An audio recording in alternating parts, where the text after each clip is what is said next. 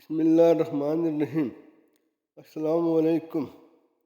حضرت ابو حمید سعدی رضی اللہ تعالیٰ عنہ سے روایت ہے، انہوں نے کہا کہ نبی کریم صلی اللہ علیہ وآلہ وسلم نے قبیلہ ازد کے ایک شخص کو، جسے ابن عتبیہ کہا جاتا تھا، صدقات وصول کرنے پر مامور فرمایا۔ جب وہ لوٹ کر آیا تو کہنے لگا، یہ تمہارا سرکاری مال ہے اور یہ مجھے ہدیہ کیا گیا ہے۔ آپ صلی اللہ علیہ وآلہ وسلم نے فرمایا، وہ اپنے ابا یا اماں کے گھر بیٹھا رہتا، پھر دیکھتا کہ اسے ہدیہ ملتا ہے یا نہیں۔ اس ذات کی قسم جس کے ہاتھ میں میری جان ہے، جو شخص مال رشوت کے طور پر لے، وہ قیامت کے دن اس کو اپنی گردن پر اٹھا کر آئے گا۔ اگر اونٹ ہوگا تو بلبلا رہا ہوگا، گائے ہوگی تو ڈکار رہی ہوگی، اور بکری ہوگی تو بیمار رہی ہوگی۔ پھر آپ صلی اللہ علیہ وآلہ وسلم نے اپنے دونوں ہاتھ اٹھائے حتیٰ کہ ہم نے بغلوں کی سفیدی دیکھی۔ پھر آپ صلی اللہ علیہ وآلہ وسلم نے فرمایا، اے اللہ، میں نے تیرا پیغام پہنچا دیا ہے، اے اللہ، میں نے تیرا پیغام پہنچا دیا ہے۔ یہ 3 بار فرمایا۔ حضرت صعب بن جثامہ رضی اللہ تعالیٰ عنہ سے روایت ہے، وہ نبی کریم صلی اللہ علیہ وآلہ وسلم کے صحابی ہیں۔ انہوں نے رسول اللہ صلی اللہ علیہ وآلہ وسلم کی خدمت میں ایک گورکھر تحفے کے طور پر پیش کیا۔ آپ صلی اللہ علیہ وآلہ وسلم اس وقت ابوا یا ودن میں حالت احرام میں تھے۔ آپ صلی اللہ علیہ وآلہ وسلم نے وہ گورکھر واپس کر دیا۔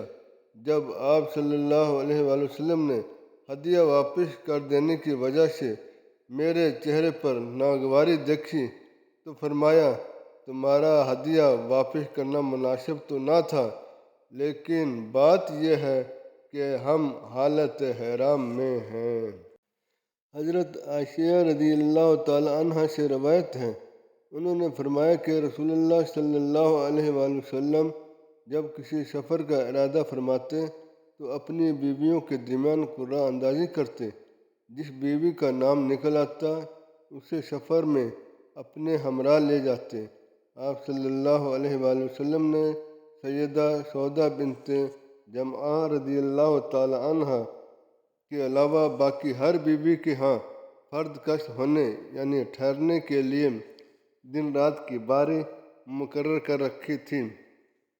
سیدہ سودا نے اپنے دن کی باری رسول اللہ صلی اللہ علیہ وآلہ وسلم کی زوجہ محترمہ حضرت عائشہ رضی اللہ تعالیٰ عنہ کو ہبہ کر دی تھی، جس سے ان کا مقصد رسول اللہ صلی اللہ علیہ وآلہ وسلم کی خوشنودی تھا۔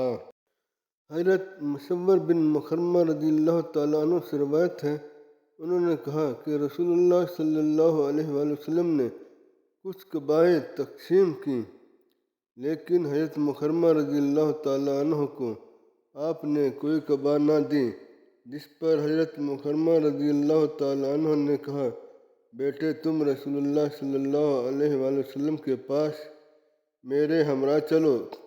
میں ان کے ہمراہ چلا، پھر انہوں نے کہا، اندر جاؤ اور آپ صلی اللہ علیہ وآلہ وسلم کو میرے پاس بلا لاؤ۔ مصور رضی اللہ تعالیٰ عنہ کہتے ہیں، میں آپ کو بلا لایا۔ جب آپ صلی اللہ علیہ وآلہ وسلم باہر تشریف لائے تو ان قباؤں میں سے ایک قبا آپ صلی اللہ علیہ وآلہ وسلم کے پاس تھی۔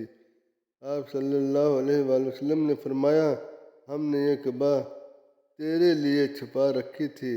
حضرت مصور کا بیان ہے کہ مخرمہ رضی اللہ تعالیٰ عنہ اسے دیکھ کر خوش ہو گئے۔